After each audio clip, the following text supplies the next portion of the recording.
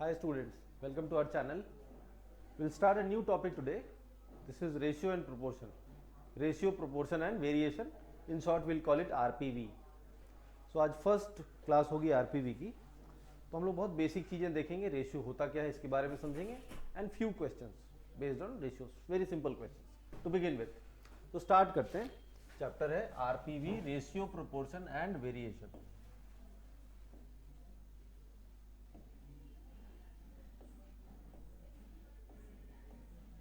तो देखो यहाँ पे तीन टर्म है. रेशियो है, प्रोपोर्शन है और वेरिएशन है. So today will spend some time discussing about ratio. Ratio क्या होता है पहले ये समझते हैं and then will take up some questions. तो देखो ऐसा है, एक एग्जांपल लेते हैं. जैसे मान लो कि no there are three persons, let's say A, B and C. Okay, और ये तीनों पर्सन अलग अलग एज के हैं और इनकी अलग अलग सैलरी है. मान लो ऐसा ले लेते हैं.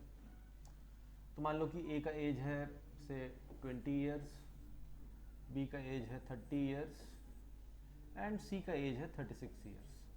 ऐसा ले लेते हैं. एंड सिमिलरली सैलरी भी कुछ ले लो. लेट्स से ए का सैलरी है 15,000, बी का सैलरी है 20,000 और सी का सैलरी है लेट्स से 40,000. 40,000. तो हमें ऐसा मालूम है ये सारे ईयर्स में है, ये सारे अमाउंट थाउजेंड्स ऑफ रुपीज में है. ठीक. और अब से अगर आपसे पूछा जाए find ratio of let's say age of A and B.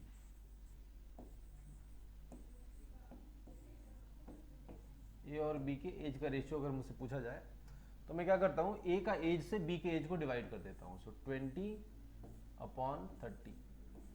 A और बी का एज का रेशियो निकालना है. ए के एज डिवाइडेड बाय बी का age. So you will get 2:3. 2:3. Okay. So इसी 2/3 फ्रैक्शन को हम लोग सिंबॉलिकली लिखते हैं इस तरह से 2:3. This is spelled as 2:3. ठीक है ना. इसको सब बोलते हैं बट बेसिकली ये क्या है 2/3. 2/3 फ्रैक्शन के फॉर्म में हुआ, उसी को हम लोग सिंबॉलिकली ऐसे लिख देते हैं 2:3. Basically for every 3 years that B has, A has 2 year. A के हर 3 साल के लिए बी के पास कितने साल हैं? 2 साल हैं. ऐसा इसका मतलब हुआ. Okay, all right.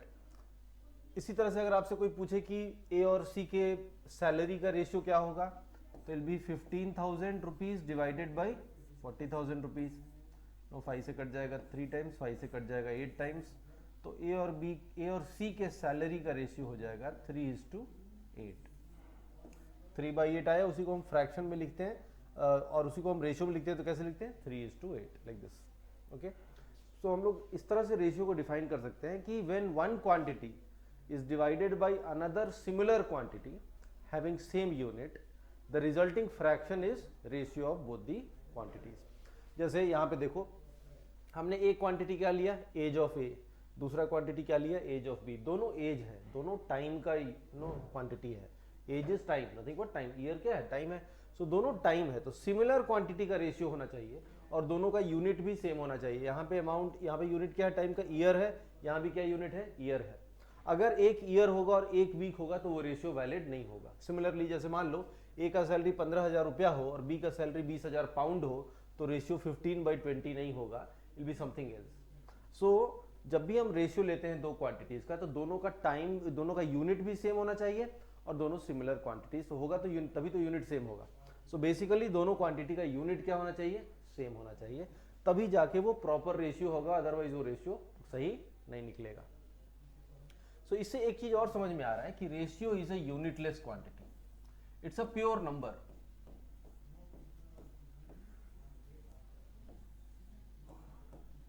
It's a unitless quantity. Why?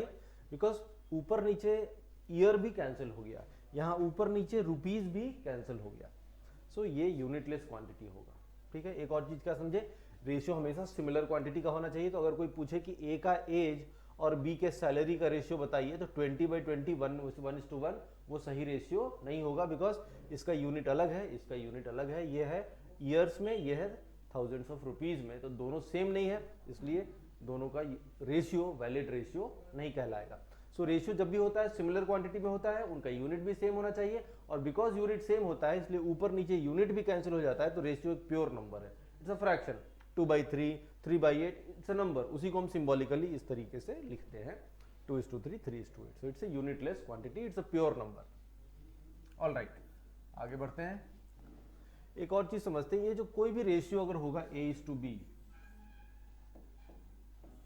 A:B, तो फ्रैक्शन के टर्म्स में जब हम बात करते हैं तो A/B में A होता है न्यूमरेटर और B होता है डिनोमिनेटर, लेकिन जब हम रेशियो में बात करते हैं तो इसका टर्मिनोलॉजी थोड़ा सा बदल जाता है। ये सब टर्म्स है, बस आपको पता होना चाहिए। A is called antecedent,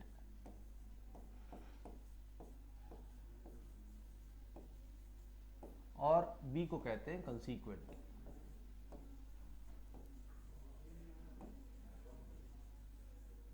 is called कंसीक्वेंट, antecedent and कंसीक्वेंट, तो इनका नाम बदल जाता है।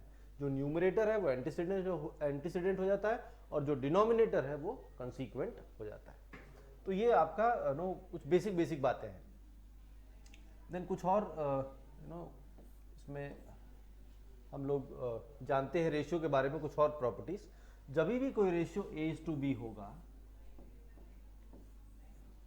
तो उसमें कंसीक्वेंट हमेशा नॉन जीरो होता है। यहाँ पे एक अंडरलाइंग अजम्पशन होता है कि B has to be a non zero quantity और नॉन जीरो नंबर, बिकॉज अगर B जीरो हो गया तो जीरो से डिवीजन करना होगा, जीरो से डिवीजन मैथमेटिकली अलाउड नहीं है। So we can not have a ratio where the consequent or the denominator is zero. No, zero कभी नहीं हो सकता, अदरवाइज ये वैलिड रेशियो नहीं होगा। So we have discuss 3 important points so far. Ratio क्या होता है? जब एक क्वांटिटी को सिमिलर क्वांटिटी या उसी के सेम यूनिट से डिवाइड करें तो रिजल्टिंग फ्रैक्शन ही क्या कहलाता है? रेशियो कहलाता है। Ratio is a unitless quantity, it's a pure number. ठीक है, second idea. Third idea is किसी भी रेशियो में A:B में numerator A is called antecedent and B is called consequent. Fourth point, जब भी कोई रेशियो A:B होगा तो उसमें B कभी भी जीरो नहीं हो सकता, B has to be a non zero number. All right, आगे बढ़ते हैं, कुछ और हल्की फुल्की बातें सीखते हैं। जैसे हमने अभी देखा रेशियो दो क्वांटिटी का, but ratio can be of more quantities also. Ratio can be of 2 or more quantities।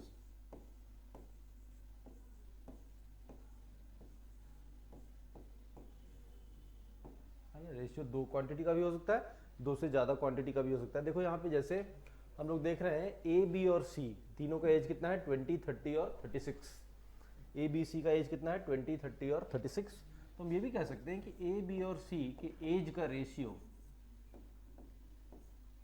Will be 20:30:36। ठीक है, और इसमें कॉमन क्या है? इसमें 2 कॉमन है, 2 निकाल दो तो बचेगा कितना? 10 यहाँ बचा, यहाँ कितना बचा? 15, और यहाँ कितना बचा? 18। 2 से डिवाइड कर दो इसको, सो 10:15:18। सो रेशियो जरूरी नहीं है कि दो क्वांटिटी का हो, दो से ज्यादा क्वांटिटी का भी रेशियो हो सकता है, ऐसा। ठीक है, अनदर पॉइंट, किसी भी रेशियो में ऊपर नीचे यानी एंटीसीडेंट और कंसीक्वेंट में या सारे टर्म्स में सेम नंबर से मल्टीप्लाई कर देने से रेशियो बदलता नहीं है। That is similar ratio, equivalent ratio ही होता है वो। जैसे मान लो कि अगर हम कहें 2:3, ठीक है, और इसके दोनों टर्म में 2 से मल्टीप्लाई कर दो, ये क्या बन जाएगा? 4:6। इसी तरह से इसमें 3 से मल्टीप्लाई कर दो तो कितना हो जाएगा? 6:9। तो इस तरह से हम इन जनरल कह सकते हैं कि 2:3 is same as 4:6 is same as 6:9। इसी तरह से ये सेम होगा इन जनरल कुछ भी number, 2 into k is to 3 is to k। ऊपर नीचे किसी भी नंबर k से मल्टीप्लाई कर दो तो रेशियो बदलेगा नहीं, provided k is not equal to 0, because अगर k 0 हो जाएगा तो डिनोमिनेटर 0 हो जाएगा, ratio will not be a valid ratio. So any ratio A is to B will be equal to k into A is to k into B provided k is not equal to 0. Okay, so this is another point that you have to keep in mind. Okay, next idea, ये सब ऐसे simple simple ideas हैं, बहुत common sensical चीज है, ऐसा कुछ भी नहीं है जो आपको नहीं समझ में आएगा, बहुत आसानी से सब कुछ समझ में आ जाएगा। All these things are self explanatory. Okay, move ahead. जब भी किसी क्वेश्चन में, जैसे मान लो कहेगा कि ए और बी के सैलरी का रेशियो, ए और बी के सैलरी का रेशियो दे रखा है 3:5। ओके, ऐसा दे देगा, ratio of salary of A and B is 3:5। तो जब भी किसी क्वेश्चन में कोई रेशियो मेंशन्ड हो तो आप हमेशा ए और बी को अज्यूम कर सकते हैं। आप मान सकते हैं कि ए होगा 3x और बी होगा 5x। Okay, and then question में जो भी फर्दर इंफॉर्मेशन होगा उसको यूज करते हुए x में एक इक्वेशन आएगा, you will solve it for x, you will get your answer. So this is normally the starting point for a large number of questions in ratios. Ratios में बहुत सारे क्वेश्चन ऐसे मिलेंगे आपको जहां पे कुछ किसी क्वेश्चन में कुछ रेशियोज दिया रहेगा, उन रेशियोज से आप क्वांटिटीज को अज्यूम कर सकते हैं। जैसे ए और बी के सैलरी का रेशियो 3:5 दे दिया, you can assume A as 3x, B as 5x, और फिर आप क्वेश्चन में फर्दर कुछ इंफॉर्मेशन होगा उसको यूज करते हुए x में एक इक्वेशन बनेगा, you will solve that equation and get your values of x। Alright, तो जब भी एक रेशियो दिया रहेगा you will assume it no quantities like this. जैसे मान लो रहता है A:B:C 3:5:7, तो हम क्या ले लेते हैं 3x, 5x और 7x, तीनों को हम लोग x के टर्म में ले सकते हैं। लेकिन अगर मान लो किसी क्वेश्चन में दो रेशियो दिया है, ओके, जैसे मान लो कह देगा A:B, ए और बी के सैलरी का रेशियो दिया है 3:5, और सी और डी के सैलरी का रेशियो दे रखा है 7:11, लेट्स से ऐसा। अब तो दो अलग अलग रेशियोज हैं, अब आप सेम वेरिएबल में अज्यूम नहीं कर सकते हैं because these two are two different ratios. इसमें कोई भी टर्म कॉमन है क्या? यहाँ पे ए और बी है, यहाँ पे सी और डी है, देयर इज नो लिंकिंग। अगर इनमें से ही कोई होता, बी और ए में से कोई यहाँ पे होता, then we could have thought of using the same variable, but यहाँ पे दोनों टर्म अलग है, यहाँ पे दोनों टर्म अलग है, दोनों में कुछ भी कॉमन नहीं है। तो जब यहाँ पे दो अलग क्वांटिटीज का रेशियो हो और दूसरा रेशियो में दो डिफरेंट क्वांटिटीज हो other than the previous two, then you can not take all these variables, all these a, b, c and d in terms of same variable. You cannot write a, b, c and d in terms of same variable. तो हम लोग यहाँ पे क्या करते हैं, we'll assume a and b as 3x and 5x and we'll assume c and d as 7y and 11y. ठीक है, तो आपके दो अननोन्स आ गए यहाँ पे x और y। You will get some equations in x and y, solve करके आपको x और y निकालना होगा। But the idea is that if there are two different ratios where none of the terms are common between the ratios, then you will have to take right these variables a, b, c and d in terms of two separate variables x and y। इस ratio में x का आएगा तो दूसरे में x नहीं आएगा, कुछ और आएगा, y z जो आपको लेना है अब ले लो। Okay, alright.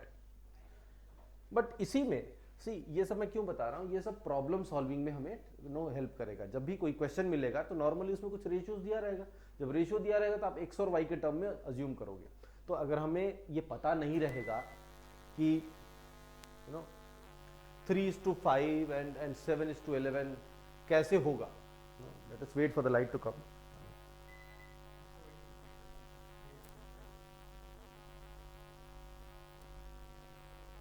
सो अगर ये A:B दिया है 3:5 और C:2 दिया है 7:11, अगर मुझे ये नहीं पता होगा कि दोनों को हम सेम वेरिएबल में ले या डिफरेंट वेरिएबल में ले, तो हम लोग ऐसा भी तो कर सकते हैं ना कैजुअली 3x, 5x, 7x और 11x, लेकिन वो क्या हो जाएगा, वो गलत हो जाएगा। We will have to be careful if there are two different ratios given where none of the terms are common between both the ratios, in that case इस वाले पहले वाले रेशियो में आप x के टर्म्स में लोगे, दूसरे वाले रेशियो में आप y के टर्म्स में लोगे, तभी आपका प्रॉपर आंसर आएगा, otherwise you will commit some error, ये तो गलती हो जाएगी। लेकिन इसी में एक रेशियो दिया है x के टर्म में, दो डिफरेंट रेशियो दिया है x और y के टर्म में।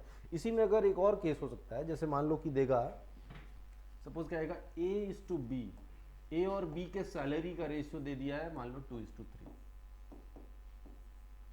और फिर दे रखा है b और c के सैलरी का रेशियो 4:5। अब इस पर्टिकुलर केस में हम लोग नो ये दोनों दो डिफरेंट रेशियोज तो है, लेकिन हमें पता है कि दोनों में एक टर्म कॉमन है। कॉमन टर्म क्या है? बी है। सैलरी ऑफ बी पहले वाले में भी आया है, सैलरी ऑफ बी दूसरे वाले में भी आया है। तो यहां पे हम लोग इन तीनों को, ए बी और सी तीनों को हम लोग एक ही वेरिएबल के टर्म में डेफिनेटली लिख सकते हैं। और वो कैसे लिखते हैं? By combining these two ratios. हम लोग सबसे पहले क्या करेंगे, इन सारे रेशियोज को कंबाइन करते हैं और कंबाइन करने के बाद हम इसे एक ही वेरिएबल एक्स के टर्म में लिख सकते हैं। तो how do we combine? No very simple. जो कनेक्टिंग टर्म है, what is the linking term? B. तो बी की वैल्यू यहाँ पे 3 है और यहाँ पे 4 है। मुझे इसको पहले सेम करना होगा। तो कैसे सेम करूंगा? मुझे पता है कि किसी भी रेशियोज में सारे टर्म्स में सेम नंबर से मल्टीप्लाई करने से रेशियो बदलता नहीं। अभी देखा था नो 2:3 सेम एज 2k:3k। तो अगर मैं इसमें 4 से मल्टीप्लाई कर दूं, यहाँ पे 4 है ना बी की वैल्यू, और यहाँ पे बी की वैल्यू 3 है, तो यहाँ पे 4 से मल्टीप्लाई कर दूं इंटू 4, तो ये क्या हो जाएगा? 2 4 जा 8, 3 4 जा 12। ठीक है, और यहाँ पे 3 है पहले वाले रेशियो में बी का वैल्यू, तो इसको 3 से मल्टीप्लाई कर दो। 4 इंटू 3 12 और 5 into 3 15। Now we can see that the connecting term B का वैल्यू दोनों जगह सेम हो गया। 2:3 same as 8:12, 4:5 is same as 12:15। लेकिन अब ऐसा लिखने से क्या हो गया? बी की वैल्यू दोनों जगह सेम हो गई, और जब सेम हो गया तो हम इसे आसानी से कंबाइन कर सकते हैं। We can say A:B C is equal to, अगर A की वैल्यू 8 है तो B की वैल्यू 12 है, और अगर B का वैल्यू 12 है तो C का वैल्यू 15 है। So the answer is A:B:C क्या हो जाएगा? 8:12:15। Now we can write A, B and C in terms of same variable. A हो जाएगा 8x, है ना, B हो जाएगा 12x एंड C हो जाएगा 15x। तो इस केस में आप तीनों वेरिएबल A, B, C को एक ही वेरिएबल x के टर्म में लिख सकते हैं, बिकॉज इन दोनों रेशियोज में there is a connecting term B। पिछले वाले एग्जांपल में कोई कनेक्टिंग टर्म नहीं था, therefore you had to use two different variables x and y. Here there is a connecting term, there is a term common to both the ratios, and therefore you will be able to write all these variables in terms of single variable x here, because there is a connecting term. You can think of connecting these two or combining these two ratios. Okay. यहाँ तो हम लोगों ने 2 ratio लिया, 2 से ज्यादा ratio होगा तो भी आपको कंबाइन करने का मैं एक झटपट तरीका बता देता हूँ, quick fix. Normally we do not emphasize you to rely on such quick fix, but in this case it will work beautifully, so there is no worries here. जैसे मान लो 3 रेशियोज दिया रहेगा, सपोज कहता है A:B is 1:2, B:C दे दिया 3:4 and C:D हो गया आपका 5:6, और अब कहेगा कि combine these 3 and find out A:B:C:D, A:B:C:D कैसे निकालेंगे? तो देखो क्या आइडिया है, जल्दी वाला तरीका। जो पहला टर्म है A है, तो पहले से स्टार्ट करना। कैसे जाओगे? You will move like this, ये आपका फर्स्ट होगा टर्म, ये सेकेंड टर्म, ये third term. First term, second term, third term, and then fourth term, fifth term and sixth term. This is how you will move. First term, second term, third term, fourth term, fifth term और sixth term. अब देखो कैसे करते हैं। हमें total कितने term है? हमारे पास टोटल 4 टर्म है ना। कैसे स्टार्ट करोगे? देखो, हमेशा जब 4 होगा तो 3-3 लेना, है ना। हमेशा जैसे कितने रेशियोज हैं टोटल? 3 रेशियोज है ना, तो कोई भी टर्म 3 नंबर का प्रोडक्ट होगा। अगर यहाँ पे 4 रेशियोज होता तो सारे टर्म 4-4 नंबर के प्रोडक्ट होते। अगर यहाँ 5 रेशियोज होता तो सारे टर्म 5-5 नंबर्स के प्रोडक्ट होते। This you have to keep in mind. तो because there are 3 ratios given here, तो सारे term A, B, C and D सारे टर्म 3-3 नंबर के प्रोडक्ट होंगे। कौन से 3 नंबर? तो पहला टर्म है A कैसे होगा? 1 × 3 × 5। So A is 1 × 3 × 5. Okay. Now B कैसे लिखोगे? तुमने पहला टर्म पहले से स्टार्ट किया, अब B स्टार्ट करोगे 3 से, तो 3 × 5 × 2, 3 टर्म लेना है तो 3 5 2, right, like that. So B is 3 × 5 × 2. Okay. Then C. अभी C तो थर्ड टर्म से स्टार्ट करेंगे। C किधर से स्टार्ट करेंगे? थर्ड टर्म से। तो 5 से शुरू करोगे, तो 5 × 5 इंटू 2 इंटू 4, 5 इंटू 2 इंटू 4, तीन तीन टर्म लेना है, 5 into 2 into 4, so this will be 5 into 2 into 4, okay, and D, the last term D, तो आपका चौथा टर्म चौथे टर्म से स्टार्ट होगा, so 1 2 3 4 यहां से स्टार्ट करोगे, so 2 into 4 into 6, 2 into 4 into 6, so this will be 2 into 4 into 6, तो आ गया ना, ये 15 हो गया, so A is 15, then this is 30, then next term is 40, and last term is 8 6 is 48, तो यही आपका रेशियो हो गया 15 30 40 एंड 48। बहुत आसान है समझना, कैसे करोगे, पहला टर्म क्या होगा, पहले तीन का सम प्रोडक्ट, दूसरा टर्म क्या होगा, सेकेंड टर्म से स्टार्ट करेंगे 3 5 2, so 3 5 2, देन 5 2 4, 5 2 4, देन 2 4 6, पहला वाला पहले से स्टार्ट करोगे 1 3 5, then 3 5 2, then 5 2 4, then 2 4 6, like that. So that is how you can combine these three ratios. Okay, all right. I hope you have understood the basic idea in this concept called ratios. Ratios में conceptually बहुत ज़्यादा कुछ नहीं है, मुझे इतना समझ में आ गया है, तो इसी से मैं सारे क्वेश्चंस करने के पोजीशन में आ गया हूँ। अब क्वेश्चन में वेराइटी कैसा कैसा होगा, किस किस तरह के क्वेश्चंस हो सकते हैं, ये हम लोग क्वेश्चन करके ही समझेंगे। सो in next few classes we'll definitely take up some more question, but today also we'll take up few questions, maybe 2-3 questions, very simple question to begin with. Later on we'll take up in subsequent videos, we'll definitely take up more interesting questions.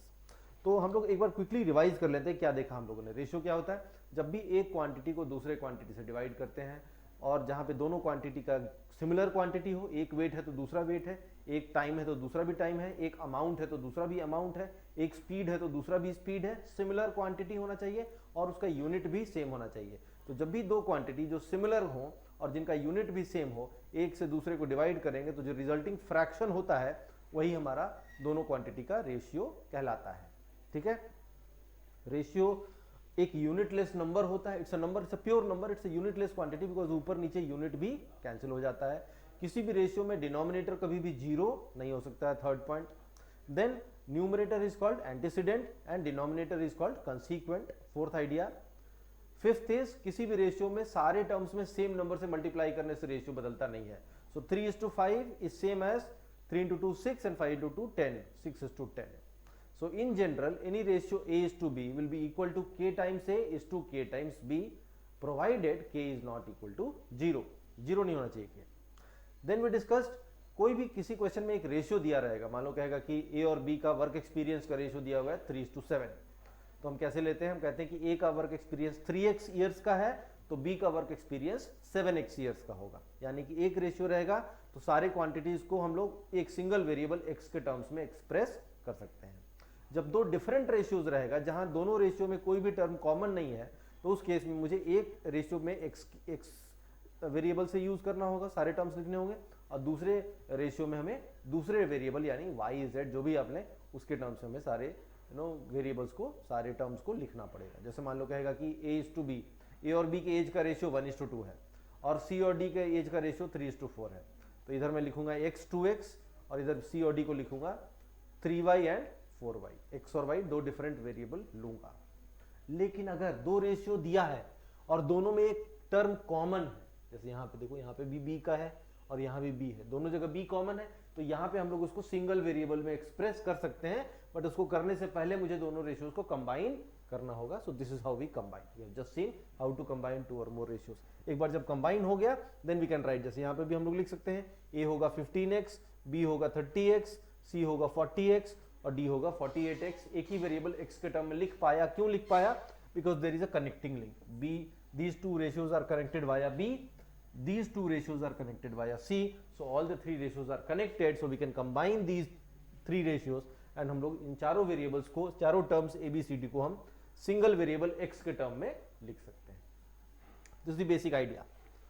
चलो अब छोटे छोटे कुछ question जल्दी से कर लेते हैं। क्या कहता है, ratio of age of A B and C is 3:4:5।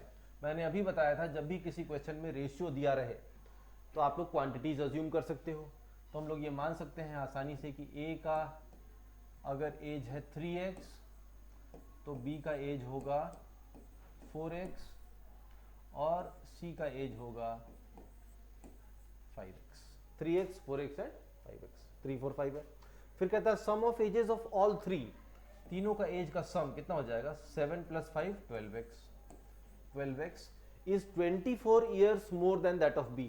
ये b से क्या है 24 ईयर्स ज्यादा है, यानी कि 12x माइनस 4x, 12x में से b का एज सब्ट्रैक्ट कर दोगे तो कितना आ जाएगा 24 आ जाएगा, राइट। और 8x is equal to 24, so x का वैल्यू आ गया कितना 3, x का वैल्यू 3 आ गया। तो पूछा c का एज बताइए, तो c का एज है कितना 5x है, तो c का एज इज 5x, सो 5 × 3 कितना हो जाएगा 15 हो जाएगा। So my answer is option 2 15। बहुत आसानी से कर सकते हैं, ये सब क्वेश्चन बहुत ज्यादा मुश्किल है नहीं, ये सब बहुत बेसिक क्वेश्चन है, इसलिए लिया हूं ताकि थोड़ा सा जो हम लोगों ने कॉन्सेप्ट देखा है उसका एप्लीकेशन हमें थोड़ा समझ में आने लगे, हमें पता चले कि कैसे इन कॉन्सेप्ट्स को क्वेश्चंस में यूज करते हैं। In subsequent videos as I have told you earlier also we will take up many more interesting questions. तो कैसे इसको ओरली भी कर सकते हैं, इतना लिखने की भी जरूरत नहीं है, डायरेक्टली कैसे करोगे, ए का सैलरी 3 पार्ट, बी का सैलरी 4 पार्ट, सी का सैलरी 5 पार्ट, टोटल कितना हो गया 4 3 7 5 12 पार्ट, 12 पार्ट है टोटल सैलरी, और बी का सैलरी है 4 पार्ट, और कहता है कि टोटल जो है वो बी से 24,000 ज्यादा है, सॉरी 24 साल ज्यादा है, तो सैलरी नहीं है, दिस इज एज है ना। तो 3 पार्ट 4 पार्ट 5 पार्ट, तो कितना हो गया 7 + 5 12 पार्ट इज टोटल एज, उसमें से बी का घटा दो 4, तो कितना बचा 8 पार्ट, 8 पार्ट के का वैल्यू दे रखा है कितना है 24।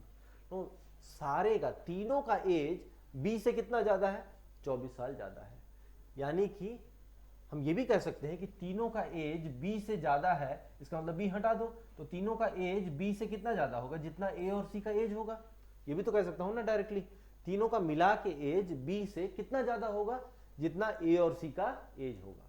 तो ए और सी का एज कितना है 8 part, so 8 part is 24, so 1 part is 3, सो सी का एज है 5 पार्ट, तो 5 × 3 कितना हो जाएगा 15 ईयर्स इज दी आंसर।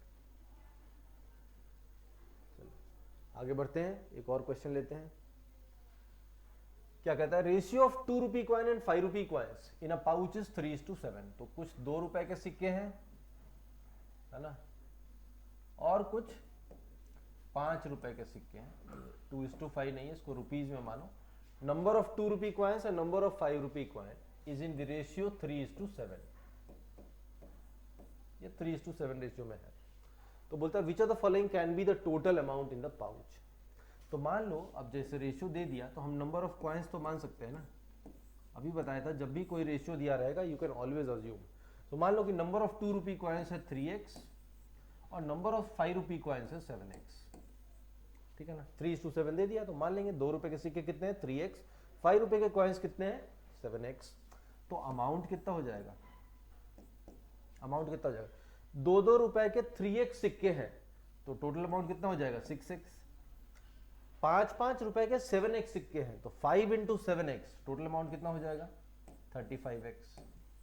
सो 35 + 6 कितना हो जाएगा 41x। So 41x is my total amount. अब मुझे देखना है कि 41x इनमें से कौन सा हो सकता है। मुझे ये भी पता है कि नंबर ऑफ कॉइन्स हमेशा इंटीजर होगा, नंबर ऑफ कॉइन्स कभी फ्रैक्शन नहीं हो सकता है, सो x जो है वो इंटीजर ही होगा, या तो 3 और 7 होगा, अगर x का वैल्यू 1 ले लें, 2 ले लेंगे तो 6 और 14 हो जाएगा, 3 ले लेंगे तो 9 और 21 हो जाएगा। x जब भी होगा तो इंटीजर होगा। अगर मैं फ्रैक्शन लूंगा, लेट्स से 1/2 लेता हूँ x का वैल्यू, तो 3/2 और 7/2 कॉइन्स आएगा, बट 3/2 और 7/2 कॉइन्स तो हो ही नहीं सकता है, नंबर ऑफ कॉइन्स तो हमेशा इंटीजर में ही आएगा। So I know x has to be an integer, so यहाँ पे भी x इंटीजर होगा, तो 41 इंटू सम इंटीजर यानी मल्टीपल ऑफ 41। तो मल्टीपल ऑफ 41 देख लो, इसमें से एक ही है, कौन सा, ये वाला, दिस इज 41 × 5, ये कितना है 41 × 5 इज 205। बाकी कोई भी नंबर 41 का मल्टीपल नहीं है, तो मेरा आंसर क्या हो जाएगा सेकंड ऑप्शन। ओके, बस यहाँ पे की क्या था, इंपॉर्टेंट चीज ये समझना था कि 41x तो आ जाएगा, इसके बाद क्या करेंगे, तो इसके बाद मुझे पता है कि नंबर ऑफ x जो है वो क्या है इंटीजर है, ये समझना यहाँ पे क्रूशियल था, बिकॉज नंबर ऑफ कॉइन्स जब भी होगा तो क्या होगा पॉजिटिव इंटीजर ही होगा। एक और देख लेते हैं, क्या कहता है ratio of present age of A and B. So A और बी का प्रेजेंट एज का रेशियो दे रखा है, ए और बी का प्रेजेंट एज का रेशियो दे रखा है कितना 7/11 और फिर बोलता है after 20 years ratio would be 3:4।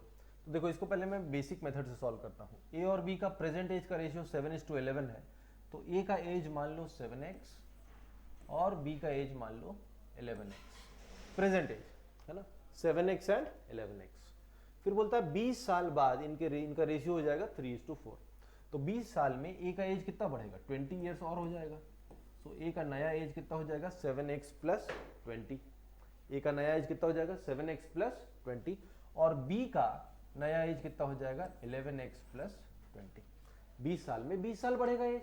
किसी का आज अगर सपोज मेरा एज 35 है तो 4 साल में कितना हो जाएगा 39 हो जाएगा। तो उसी तरह से 20 साल में कितना हो जाएगा 20 बढ़ जाएगा। तो प्रेजेंट है 7x, 20 साल बाद कितना हो जाएगा 7x + 20। Present age of B is 11x, after 20 years his age would be 11x + 20। So this is the new ratio और क्वेश्चन में कह रहा है कि ये रेशियो है कितना 3:4। You solve this and you will get your answer. तो कितना आ जाएगा 28x + 80 is equal to 33x + 60। इसको इधर ले लो तो 5x इज इक्वल टू 20 और x is equal to 4। x का वैल्यू कितना आ गया 4 आ गया। पूछा है find the difference between their present age. तो प्रेजेंट एज कितना कितना है, एक का 7x था दूसरे का कितना था 11x था। तो दोनों का डिफरेंस 11x - 7x कितना हो जाएगा 4x और 4 × 4 कितना हो जाएगा 16 years. So my answer is how much 16 years. समझ में आ रहा है 16 ईयर इज आवर आंसर। इसको करने का एक और तरीका होता है but that will discuss in tomorrow's class. उसमें हम लोग देखेंगे नेक्स्ट वीडियो में हम लोग देखेंगे उसको कि इसको करने का एक फ्रैक्शन का प्रॉपर्टी यूज करके हम लोग इस क्वेश्चन को और बिना इक्वेशन बनाए भी सॉल्व कर सकते हैं। Will take that up in the next video. I hope इतनी बात आपको अच्छे से समझ में आ गई होगी। बहुत सिंपल चीजें हम लोगों ने देखा है। We have discussed basics of ratios and बहुत सिंपल 2-3 क्वेश्चन हम लोगों ने अभी देखा है। In the next video will take up some more interesting questions. Thank you guys.